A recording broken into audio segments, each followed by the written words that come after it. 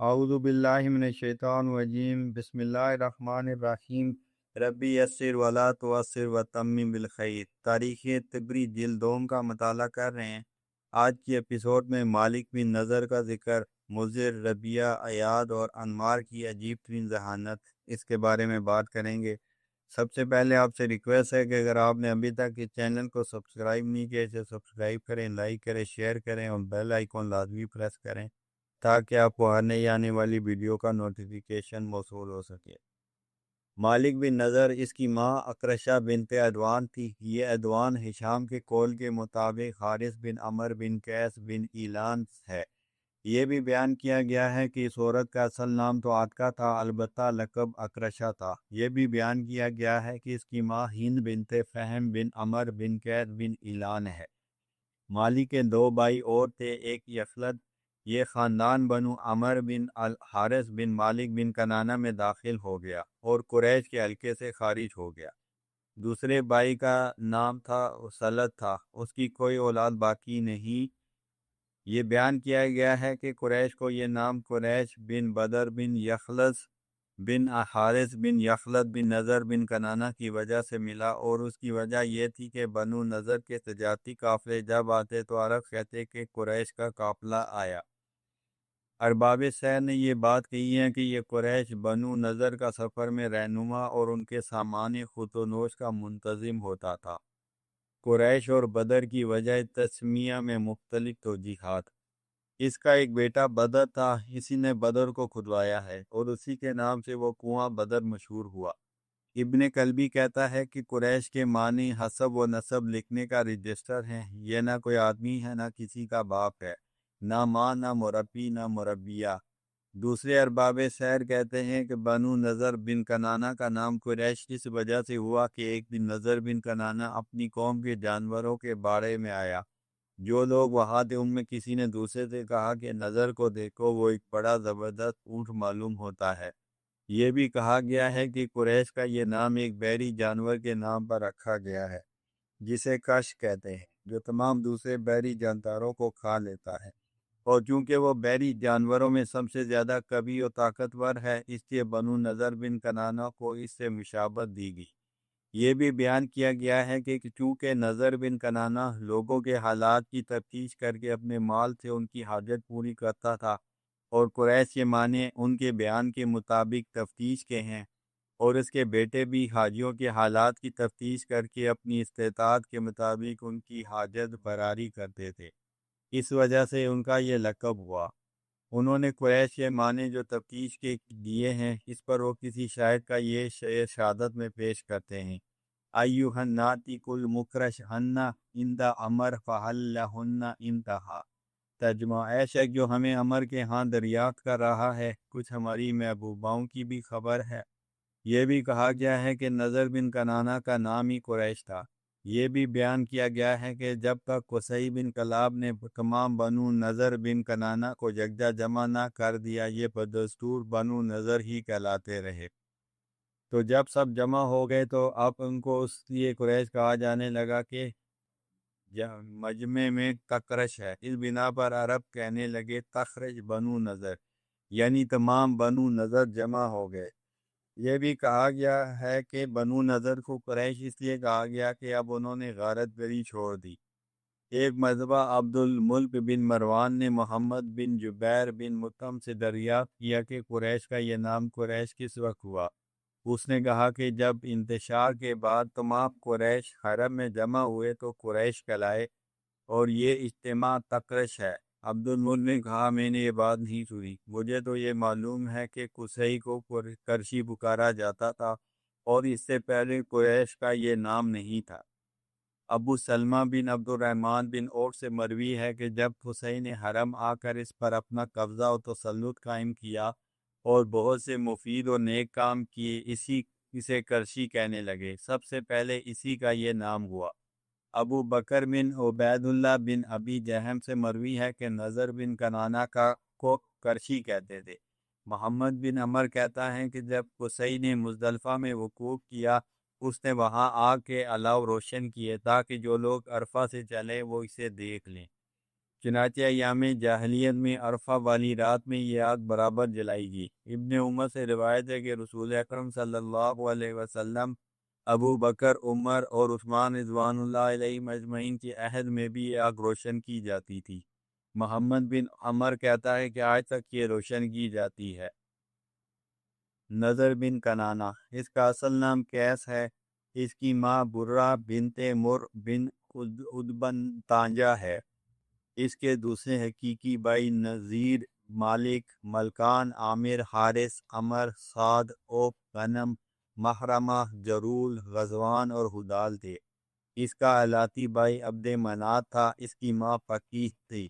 فق بھی بیان کیا گیا ہے۔ یہ بھی زخرہ بنت حنا بن بلا بن عمر بن الحاف بن قضاء ہے۔ عبد منات کا خیافی بھائی علی بن مسعود بن مازن بن زیب بن عدی بن عمر بن مازن الغسانی تھا۔ عبد منات نے ہند بنت بکر بن وائل سے شادی کی۔ اس سے اس کا لڑکا پیدا ہوا۔ عبد منات کے مرنے کے بعد اس کے خیافی بھائی علی بن مسعود نے ہند سے شادی کر لی اور اس کے بطن سے اس کا بھی لڑکا ہوا۔ علی نے اپنے بھتیجوں کی بھی پرورش کی، اسی وجہ سے وہ اس کی طرف منسوب ہوئے اور عبد منات کے بیٹے بنو علی کہلائے گئے۔ اس کے بعد مالک بن کنانہ نے علی بن مسعود کو اچانک قتل کر دیا اور اسد بن خزیمہ نے اس کی دیت ادا کی۔ کنانہ بن خزیمہ، اس کی ماں عوانہ بنت صعب بن قید بن ایلان تھی۔ یہ بھی بیان کیا گیا ہے کہ اس کی ماں ہند بنت عمر بن قیس تھی۔ اس کے الاتی بھائی اسد اور اسدہ تھے۔ کہا جاتا ہے کہ یہی ابو جذام ہے اور تیسرا بھائی ہونی تھا۔ اس کی ماں برہ بنت مر بن ادبن تانجہ تھی۔ یہی نضر بن کنانہ کی ماں ہے جس نے اپنے باپ کے بعد اس سے شادی کی تھی۔ خزیمہ بن مدرکہ، اس کی ماں سلمہ بنت اسلم بن الحاف بن قضاء تھی۔ اس کا حقیقی بھائی حذیل تھا اور ان کا اخیافی بھائی تغلب بن حلوان بن عمران بن الحاف بن قضاء تھا۔ یہ بھی کہا گیا ہے کہ خزیمہ اور حذیل کی ماں سلمہ بنت اسد بن ربیہ تھی۔ مدرکہ بن الیاس، جس کا اصل نام عمر ہے، اس کی ماں خندف تھی۔ اس کا اصل نام لیلہ بنت حلوان بن عمران بن الحاف بن قضاء ہے اور لیلہ کی ماں زریہ بنت ربیہ بن نزار تھی۔ بیان کیا گیا ہے کہ چراگاہ زریہ اسی کے نام سے منسوب ہے۔ مدرکہ کے دوسرے حقیقی بھائی عامر اور عمیر تھے۔ عامر تانجہ اور عمیر کما ہے۔ کہا جاتا ہے کہ یہی ابو خزاعہ ہے۔ ابن اسحاق کہتے ہیں کہ بنو الیاس کی ماں خندف یمن کی رہنے والی تھی۔ اس کے بیٹے بجائے باپ کے اسی کے نام سے منسوب ہوئے اور بنو خندف کہلائے گئے۔ مدرکہ، تابخہ، کما اور خندف کی وجہ تسمیہ۔ مدرکہ کا اصل نام عامر ہے اور تابخہ کا نام عمر تھا۔ مدرکہ اور تابخہ نام ہونے کی وجہ یہ ہوئی کہ یہ دونوں اپنے باغ فیون چرا رہے تھے۔ انہوں نے پھندے سے ایک شکار پکڑا اور دونوں بیٹھ کر اسے پکانے لگے۔ اسی اثنا میں کوئی جانور ان پر حملہ آور ہوا جس سے وہ پھدک کر بھاگے۔ عامر نے عمر سے کہا، اونٹ لانے جاتے ہو یا بیٹھے شکار پکاؤ گے؟ عمر نے کہا، میں تو شکار پکاتا ہوں۔ تو عامر اونٹ لینے کے لیے چلا گیا اور ان کو ہانک کر لے آیا۔ جب شام کو دونوں باپ کے پاس آئے تو انہوں نے آج کا قصہ بیان کیا۔ اس نے عامر سے کہا تو مدرکہ ہے اور عمر سے کہا تو تابخہ ہے۔ شام میں محمد سے روایت ہے کہ الیاس اپنی چراگاہ میں اونٹ چرانے گیا تھا۔ وہاں اس کے اونٹ خرگوش سے بھدک کر بھاگے۔ عمر جا کر ان کو پکڑ لایا، اس سے اس کا نام مدرکہ ہوا، اور عامر نے خرگوش کو پکڑ کر پکایا، اس سے اس کا نام تابخہ ہوا۔ مگر عمیر قائنی سے خیمے بیٹھا رہا، باہر نہیں آیا، اس لیے اس کا نام کما ہوا۔ ان کی ماں بڑی ادا سے چلتی ہوئی باہر آئی۔ الیاس نے کہا، اس چال سے کہاں چلیں؟ اس وجہ سے اس کا نام خندف ہو گیا، جس کے معنی خاص قسم کی چال ہیں۔ اپنے نسب کے اظہار میں قصی بن کلاب نے یہ مصرع کہا ہے، امہاتی خندف و الیاس ابی، ترجمہ، میری ماں خندف اور میرا باپ الیاس ہے۔ الیاس نے اپنے بیٹے عمر سے کہا، انکا قد ادرکتا ما طلبتا، تو نے جو چیز طلب کی اسے پا لیا، اس لیے مدرکہ نام ہوا۔ عامر نے کہا، وانت قد نضجت ما طبختا، اور تو نے جو پکایا وہ اچھی طرح پک گیا، اس لیے اس کا نام تابخہ ہوا۔ اور عمیر سے کہا، وانت قد سعت وان کماتا، تو نے برا کیا اور نکما بن گیا، اس لیے اس کا نام کما ہوا۔ الیاس بن مضر، اس کی ماں رباب بنت حیدر بن ماد ہے، اس کا حقیقی بھائی ناس ہے، اور یہی اعلان ہے۔ اسے اعلان اس لیے کہنے لگے کہ لوگ اس کی سخاوت و فیاضی پر اسے ملامت کرتے تھے اور کہتے تھے اے اعلان تم فقیر ہو جاؤ گے۔ اس کے بعد اس کا یہی نام مشہور ہو گیا۔ یہ بھی کہا گیا ہے کہ اس کے پاس ایک گھوڑا تھا جس کا نام اعلان تھا۔ یہ بھی بیان کیا گیا ہے کہ وہ اعلان نامی پہاڑ میں پیدا ہوا تھا۔ یہ بھی کہا گیا ہے کہ مصر کے غلام اعلان نامی نے اس کی پرورش کی تھی۔ مضر بن نزار، اس کی ماں سودا بنت عق تھی، اس کا ایک حقیقی بھائی ایاد تھا اور دو الاتی بھائی ربیہ اور انوار تھے۔ ان کی ماں جبد اعلیٰ بنت والان بن جوشم بن جلحمہ بن حمر بن جرہم تھی۔ وجہ تسمیہ: جب نزار بن مات کا وقت آخر ہوا، اس نے اپنے بیٹوں کو وصیت کی اور اپنے مال کو ان میں تقسیم کر دیا۔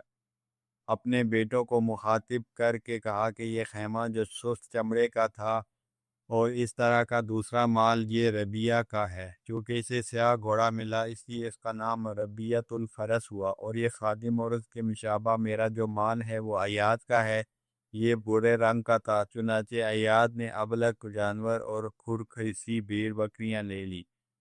پھر اس نے کہا کہ یہ درہم کی تھیلی اور ایوان انوار کا ہے۔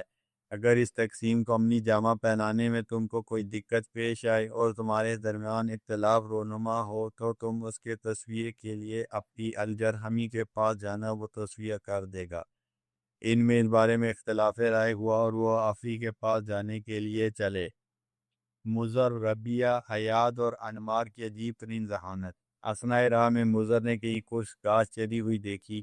اسے دیکھ کر اس نے کہا جس اونٹ نے اس مقام اسے چرا ہے وہ کانا ہے۔ ربیہ نے کہا وہ بینگا ہے۔ حیاد نے کہا اس کی دم نہیں ہے۔ انمار نے کہا وہ بگوڑا ہے۔ یہ اس مقام سے تھوڑا ہی آگے بڑھے تھے کہ ان کو ایک شخص ملا جس کا اونٹ بھاگ گیا تھا۔ اس نے ان سے پوچھا تم نے میرا اونٹ دیکھا ہے؟ مضر نے کہا وہ کانا ہے۔ اس نے کہا ہاں۔ ربیہ نے کہا وہ بینگا ہے۔ اس نے کہا ہاں۔ حیاد نے کہا اس کی دم نہیں ہے۔ اس نے کہا ہاں۔ انمار نے کہا وہ بگوڑا ہے۔ اس نے کہا ہاں، بے شک میرے اونٹ میں یہ تمام باتیں موجود ہیں، پس مجھے بتاؤ۔ انہوں نے قسم کھائی کہ ہم نے اسے دیکھا بھی نہیں۔ اس شخص نے نہ مانا اور ان کے پیچھے پڑ گیا۔ کہنے لگا تم نے میرے اونٹ کا پورا پتہ دیا ہے، میں کیوں کر اس بات کو سچ مان لوں کہ تم نے اسے دیکھا بھی نہیں۔ آخر یہ سب چل کر نجران آئے اور ابی جرہمی کے ہاں مقیم ہوئے۔ اونٹ والے نے چلا کر کہا کہ ان لوگوں نے میرا اونٹ لیا ہے۔ انہوں نے اس کا پورا پتہ اور نشان بتایا اور پھر کہتے ہیں کہ ہم نے اسے دیکھا بھی نہیں۔ جرہمی نے ان سے پوچھا کہ جب آپ صاحبوں نے اسے دیکھا تک نہیں، اور اس کی حقیقی صفات کیسے بیان کی؟ مضر نے کہا میں نے دیکھا کہ اس نے گھاس کو صرف ایک طرح سے چرا تھا اور دوسری سمت یوں ہی چھوڑتا چلا گیا تھا۔ اس سے میں نے اندازہ لگایا کہ وہ ضرور کانا ہے۔ ربیہ نے کہا میں نے دیکھا کہ اس کے اگلے پیروں میں سے ایک کا نشان قدم پورا پڑا ہے، دوسرے کا مدھم ہے۔ اس سے میں نے قیاس کیا کہ بینگا ہونے کی وجہ سے وہ ایک پاؤں پر دباؤ دے کر چلتا ہے۔ حیاد نے کہا جو کہ اس کی مینگنیاں ایک جگہ دیر تھی، میں نے قیاس کیا کہ اس کے دم نہیں، ورنہ دم ان کو بکھیر دیتی۔ دم: انمار نے کہا میں نے جب دیکھا کہ وہ صرف بنی جاری پر چڑھتا تھا اور جلد ہی وہاں سے گزر کر دوسرے ایسے مقام کو چلا جاتا تھا جہاں کا چارہ نرم اور کمزور ہوتا، میں نے قیاس کیا کہ وہ اپنے مالک کو چھوڑ کر بھاگا ہے۔ برادران مضر کی ذہانت کا دوسرا واقعہ۔ اس گفتگو کو سن کر جرہمی نے اونٹ والے سے کہا کہ انہوں نے تیرا اونٹ نہیں لیا، تو جا کر تلاش کر اور اب ان سے پوچھا کہ آپ کون ہیں۔ انہوں نے اپنا پتہ بتایا۔ اس نے ان کو خوش آمدید کہا اور کہا کہ معلوم ہوتا ہے کہ آپ میرے پاس کسی ضرورت سے آئے ہیں۔ پھر اس نے ان کے لیے کھانا منگایا۔ سب نے مل کر کھانا کھایا اور شراب پی۔ مضر نے کہا اس سے بہتر شراب میں نے کبھی نہیں پی، مگر معلوم ہوتا ہے کہ انگور کی بیل قبر پر اگی تھی۔ ربیہ نے کہا میں نے آج سے بہتر گوشت کبھی نہیں کھایا، مگر معلوم ہوتا ہے کہ جس جانور کا یہ گوشت ہے اس نے کتیا کا دودھ پیا ہے۔ حیاد نے کہا ہمارے میزبان سے زیادہ فیاض آدمی میری نظر سے نہیں گزر، مگر یہ اس باپ کا بیٹا نہیں ہے جس کی اولاد ہونے کا یہ مدعی ہے۔ انمار نے کہا میں نے آج سے پہلے اپنی ضرورت کے لیے اس سے زیادہ نعتیں گفتگو نہیں سنی۔ جرہمی نے بھی یہ باتیں سن پائیں اور اسے بڑی حیرت ہوئی۔ اس نے اپنی ماں سے آ کر اپنا نسب دریافت کیا۔ اس نے کہا بے شک میں بادشاہ کی بیوی تھی، اس کی اولاد نہیں ہوتی تھی۔ میں نے یہ بات بری سمجھی کہ وارث نہ ہونے کی وجہ سے ملک نکل جائے، لہذا میں نے اپنے ایک مہمان کو موقع دیا اور اسے میں حاملہ ہوئی۔ اس کے بعد اس نے اپنے خادم سے شراب کے متعلق دریافت کیا کہ کہاں کی ہے۔ اس نے کہا یہ اس انگور کی بیل کی ہے جو میں نے تمہارے باپ کی قبر پر اگائی ہے۔ اب اس نے چرواہے سے گوشت کی حقیقت پوچھی۔ اس نے کہا کہ بے شک وہ گوشت ایسی بکری کا ہے جس نے کتیا کے دودھ پر پرورش پائی تھی، اور اس وقت تک گلے میں اور وہ بکری بیاہی نہیں ہوئی تھی کہ اس کا دودھ اسے پلایا جاتا۔ جرہمی نے مضر سے پوچھا کہ یہ آپ نے کیسے شراب اور اس کے پھل کو شناخت کیا کہ یہ قبر پر اگا ہے؟ اس نے کہا اس لیے کہ مجھے اس کے پینے سے سخت پیاس معلوم ہوئی۔ ربیہ سے پوچھا تم نے گوشت کو کیسے شناخت کر لیا؟ اس نے بھی اس کی کوئی توجیہ کر دی۔ برادران مضر، اب اس نے پوچھا اچھا بتائیے کہ آپ میرے پاس کیوں آئے ہیں؟ انہوں نے اپنا سارا واقعہ بیان کیا کہ ہمارے باپ نے ہم کو یہ وصیت کی تھی۔ جرہمی نے سرخ خیمہ، دینار اور اونٹ جو سب سود تھے مضر کو دلوائے، سیاہ شامیانہ اور سیاہ گھوڑا ربیہ کو دلوائے، لونڈیاں جو بوری تھی وہ اور ابلک گھوڑے یہ سب ایاد کو دلوائے، اور زمین اور درہم انمار کو دلوائے۔ نزار بن معد کہا جاتا ہے کہ اس کی کنیت ابو ایاد تھی۔ ابو ربیہ بھی بیان کی گئی ہے۔ اس کی ماں میہانہ بنت جوشم بن جلحمہ بن حمر تھی۔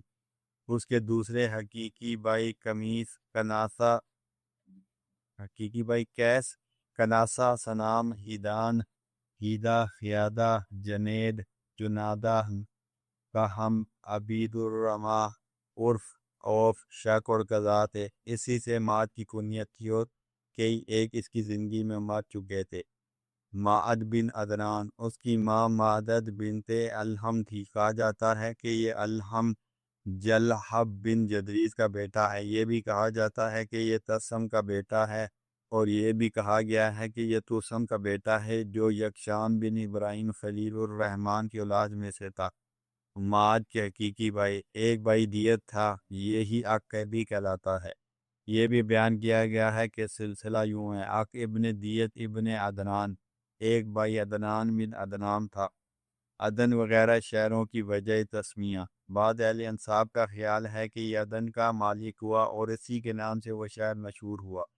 اہل عدن اسی کی اولاد تھے، یہ ختم ہو گئے۔ ایک بھائی ابین تھا۔ بعض اہل انصاف کا خیال ہے کہ یہ ابین کا مالک تھا اور اسی کے نام سے یہ مشہور ہوا۔ اس کے باشندے اس کے اولاد میں تھے، وہ بھی ختم ہو گئے۔ اور دوسرے بھائی اوبن عدنان اور الہی بن عدنان تھے، یہ بھی بچپن میں ہی میں مر گیا تھا۔ اور زحاق اور علی تھے، ان سب کی ماں مات کی ماں تھی۔ بعض اہل نصر نے بیان کیا ہے کہ عق یمن کے علاقے سمران کی طرف چلا گیا تھا اور اس نے اپنے بھائی مات کو چھوڑ دیا تھا۔ اس کی شہادت اس واقعے سے ملتی ہے کہ جب اہل حضور نے شعیب بن دی میتم الحضوری کو قتل کر دیا، اللہ نے ان کو سزا دینے کے لیے ان پر بخت نصر کو متعین کر دیا۔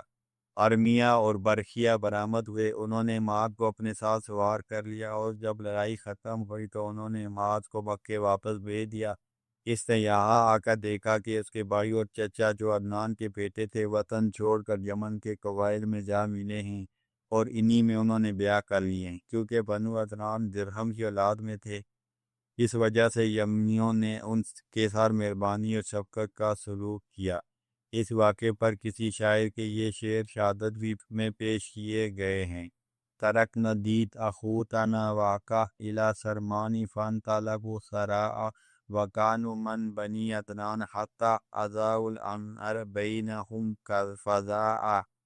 ترجمہ، ہم نے اپنے بھائی دیت اور عقا کو سمران جانے کی اجازت دے دی اور وہ تیزی سے ادھر چل دیے۔